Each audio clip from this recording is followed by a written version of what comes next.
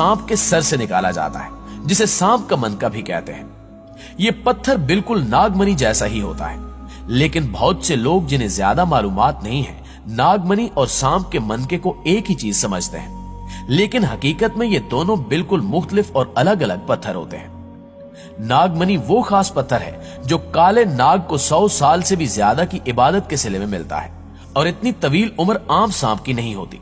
मगर जिन्नात सांप ही इतने तवील अरसे तक जिंदा रह सकते हैं। ताम सांप का मनका वो पत्थर है जो सांप के जिस्म में बीमारी के नतीजे में पैदा होता है। इंसान की पथरी की तरह ये भी इब्तिदा में छोटा होता है, मगर वक्त गुजरने के साथ साथ बढ़ता जाता है और दाने की तरह सांप के सर में से उभरता हुआ दिखाई देता है, जिसे सपेरे सांप के सर को थोड़ा सा काट कर वो पत्थर निकाल लेते हैं, और यही पत्थर सांप का मनका कहलाता है। अरब के उलमाए हिकमत और रूहानियत ने इन पत्थरों पर काफी तहकीकात की है जो हैवानात में से निकलते हैं। यहां तक कि इन खास पत्थरों पर कई किताबें भी लिखी जा चुकी हैं, लेकिन इनमें से ज्यादातर जाया हो गई, लेकिन बाज अब भी मौजूद है।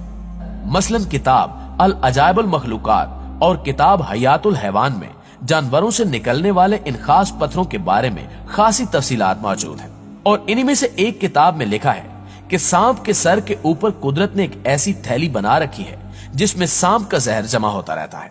और ये थैली सांप के ऊपरी दांतों में खुलती है और इन्हीं दांतों से ये शिकार करता है। लेकिन जब सांप काफी लंबे अरसे तक जहर न उगले यानी शिकार न करे, तो इसका ये जहर ऊपर जमा होता रहता है और आहिस्ता आहिस्ता एक पत्थर की सूरत इख्तियार कर लेता है, जो वक्त के साथ साथ बढ़ता रहता है, और यही पत्थर मनका कहलाता है।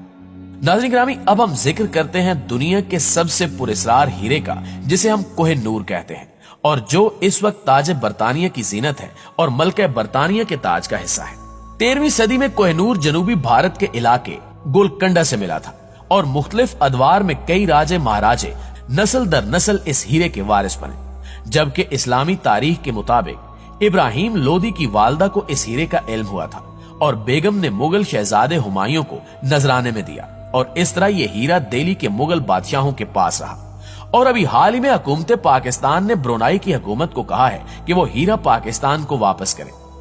रिवायात के मुताबिक इस हीरे को 4000 साल पहले भारतीय रियासत आंध्र प्रदेश की एक कान से निकाला गया था,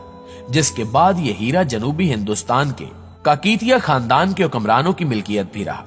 मगर बाद में रियासतों के दरमियान जंगो जदल के दौरान मुख्तलिफ राजों के हाथों से होता हुआ 16वीं सदी ईस्वी में सुल्तान इब्राहिम लोदी के पास पहुंचा,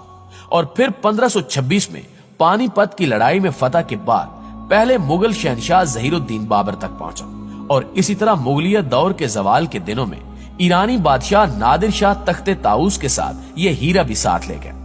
नादिर शाह के कत्ल के बाद ये हीरा अफगानिस्तान के बादशाह अहमद शाह अब्दाली के पास रहा, जिसके बाद महाराजा रंजीत सिंह के दौर में तख्त लाहौर को मिल गया। लेकिन साल 1849 में बरतानिया के पंजाब पर कब्जे के बाद अंग्रेजों ने हीरा राजा रंजीत सिंह के नाबालिग पोते दलीप सिंह से हथिया लिया,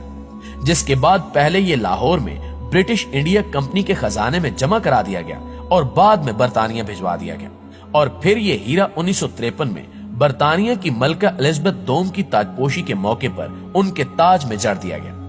यही वजह है कि तकसीम हिंदुस्तान के बाद से पाकिस्तान और भारत बरतानिया से कोहिनूर हीरे की वापसी का मुतालबा करते आ रहे हैं।